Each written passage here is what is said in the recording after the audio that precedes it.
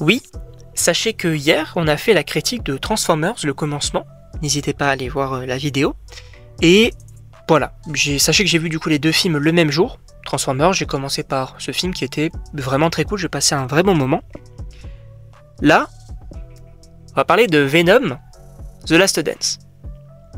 Et on va commencer directement par dire que Sony, à un moment donné, va falloir arrêter de nous prendre pour des cons. Non, sincèrement, je le dis directement, c'est bon, à un moment donné, il faut arrêter. Bien évidemment, attention spoiler, mais on va commencer par une partie un petit peu globale. Et du coup, globalement, je trouve le film éclaté. Mais, allez, on va dire que les scènes de fin sont plutôt intéressantes, sont plutôt sympas. Donc, je pense que je l'ai quand même préféré à Venom 2, Morbius ou Madame Web. Mais c'est clairement pas fou. Maintenant, on va entrer donc dans une partie spoiler, avec directement le début du film. Et est-ce que vous vous rendez compte à un moment donné de la publicité mensongère que Sony est en train de faire? Parce que, faut rappeler quand même un truc. Faut quand même rappeler. Venom 2, dans la scène post-générique, on nous teasait Venom qui va rencontrer Spider-Man, il arrive dans le MCU, ok.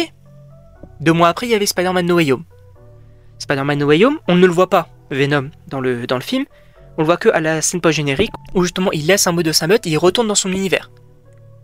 Donc on se dit, ah bah cool, Tom Holland va pouvoir avoir le symbiote dans, possiblement, Spider-Man 4. Ça peut être plutôt intéressant. Et là, Venom 3, qu'est-ce qu'on nous dit? On nous dit, non, en fait, il a déposé le symbiote dans son univers, mais c'est le même bar, mais en fait, avant de déposer le symbiote, il est retourné dans son univers, donc dans un autre bar, donc dans son univers, il a déposé le symbiote. Ce qui fait que le symbiote n'est pas dans le MCU. Sony, arrêtez. Non, vraiment, arrêtez. Parce que Venom 2, pour promouvoir le film, vous avez fait fuiter, on le sait très bien, vous avez fait fuiter la scène post-générique.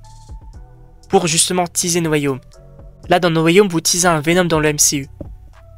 Et après, vous reprenez ça dans Venom 3. Arrêtez. Parce que là, je trouve que vraiment, c'est vraiment pour prendre des gens en fait pour des cons. Et moi, ce qui me fait de la peine, c'est pas forcément le grand public, mais c'est surtout les fans. Les fans de Venom, notamment dans les comics, qui peuvent attendre un certain nombre de choses. Et à un moment donné, Sony en joue et c'est vraiment très dérangeant, je trouve. Alors, encore une fois, ce n'est que mon avis. Hein, bien évidemment que vous connaissez mon avis concernant Sony. Je trouve ça vraiment ridicule. En vrai, ça fait pitié. Ça fait vraiment pitié. Par contre, maintenant, on va parler des personnages. Eddie, qui est toujours aussi nul, on va pas se mentir, mais on va dire qu'il a un questionnement assez intéressant.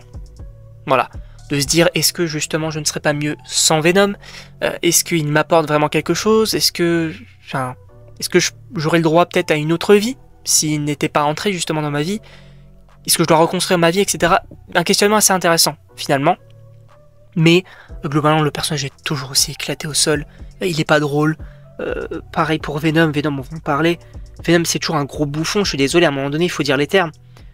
Parce que c'est vrai que je pensais, dans un premier temps, qu'avec Knull, justement, avec la menace qui va arriver, il allait devenir sérieux. Mais pas du tout. Alors oui, il y a ce côté de, je vais me cacher, j'ai un petit peu peur, du coup, je vais arrêter les blagues et tout.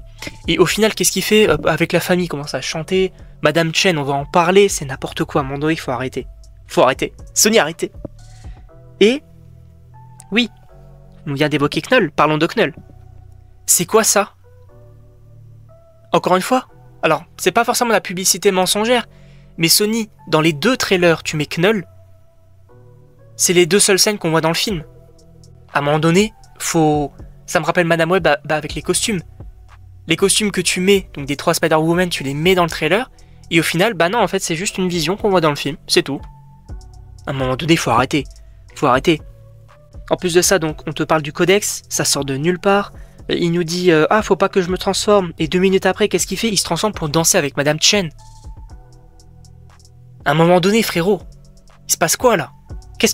Vraiment, j'ai regardé donc Joey, puisque je l'ai vu donc avec lui. Encore une fois, il y aura la chaîne en description. Ça me fait d'ailleurs de la peine pour lui, parce que lui, il adore Venom, les comics, tout ça. À un moment donné, je l'ai regardé, j'ai dit, mais on regarde quoi, là? Qu'est-ce qu'on regarde?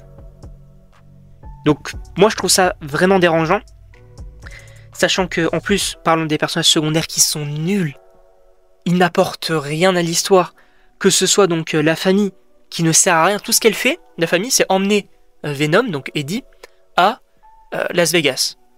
Tu retires toute leur histoire, tu retires leur background, tout ça, tout ce qui est nul là, leur dialogue et tout, ils ne servent à rien, ça ne change rien. Ils n'apportent rien au film.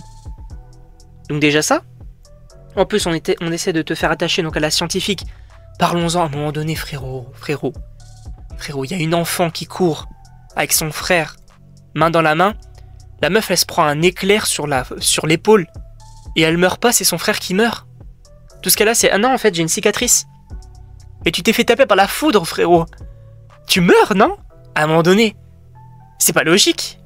C'est ton frère qui meurt, mais toi, non, ça va, tranquille, j'ai juste une petite cicatrice, tranquillement, quoi. À un moment donné, frérot, faut arrêter. En plus de ça, elle s'est pris un éclair, et elle a un symbiote, du coup, c'est Flash. Non, mais à un moment donné, frérot, ça fait pitié. Ça fait pitié. Et là, je viens de repenser donc aux différentes formes de Venom. Vous vous rendez compte que Venom se transforme en poisson, en grenouille et en cheval. Moi, ça me fait rire, mais d'un autre côté, en fait, je me dis, mais qu'est-ce qu'on regarde là? Qu'est-ce que c'est que ça? C'est extrêmement dérangeant, selon moi. En plus, à la fin, parce que oui, il faut quand même parler de la fin. À la fin, on essaye de te faire une séquence émotion. Alors, je sais que y a un de mes amis qui a apprécié cette scène-là, parce que voilà, c'était son humour, il a apprécié les films Venom, etc. Mais moi, j'ai pas du tout adoré. Même j'étais là, je me dis, ok, tu fais une séquence émotion, pourquoi faire? On n'aime pas le perso. Le perso est nul. C'est un bouffon. Et tu te dis, ouais, il est mort, viens, on fait une séquence émotion. Ça fonctionne pas. Alors, encore une fois, peut-être qu'il y a des personnes qui ont adoré ce moment. Moi, je respecte vos avis tant que vous respectez le mien. Bien évidemment, je comprends qu'on ait aimé ce film. Et moi, c'est pas du tout mon délire là. Sachant que, bon, on va en parler dans une autre vidéo, une partie un petit peu plus théorie finalement sur la suite. Effectivement, je vous dis, Venom va revenir, il n'y a pas de souci, mais sous quelle forme, on va voir, ça peut être plutôt intéressant. Ça peut être plutôt cool. Par contre, du coup, c'est vrai que la fin, j'en avais parlé, avec tous les symbiotes, là, je trouve ça assez sympa. Bon, il y a juste le symbiote Flash, là, que j'ai pas aimé. Mais sinon, les autres, celui qui se transforme, enfin, celui qui en... On va dire les deux, là, qui en forment qu'un. Le symbiote un petit peu en feu, Leisher et tout. Franchement, j'ai trouvé ça assez cool. Pour le coup, j'ai aimé concernant cette scène-là. C'est vrai que j'ai un autre questionnement. Knull, il est enfermé dans sa planète, parce que les symbiotes se sont regroupés pour l'emprisonner, ok. Il fait des portails pour que ces créatures passent. Pourquoi il va pas dans les portails? Alors c'est peut-être con, hein, peut-être qu'il y a une explication de dire non mais en fait c'est pas pour lui, on l'a aussi empêché, tant qu'il n'a pas le codex il peut pas partir, etc. Ok, pourquoi pas. Mais à un moment donné, frérot, tu fais des portails pour des créatures et toi tu te dis pas, ben non, je vais rester là. C'est encore une fois une incohérence. En plus à la fin on te dit que Knull arrive alors que bah y a plus le codex. Et il te dit non mais t'inquiète, j'arrive frérot. Ok, pourquoi, comment, on ne sait pas, tout simplement. Donc oui, bien évidemment donc Venom meurt à la fin, on va en parler donc dans une autre théorie donc sur la suite. Globalement, j'ai pas du tout aimé le film, hein, je pense que vous en êtes rendu compte. Même si pour le coup, je trouve que voilà, en vrai globalement, concernant cet univers de Sony, Venom, premier du nom, on va dire que voilà, il est moyen, c'est le meilleur film et il est dans moyen, mais tous les autres sont nuls, mais on va dire que Venom 3, c'est le meilleur des nuls. Voilà, globalement. En tout cas, voilà, je ne sais pas ce que vous en pensez, donc n'hésitez pas à me le dire dans les commentaires.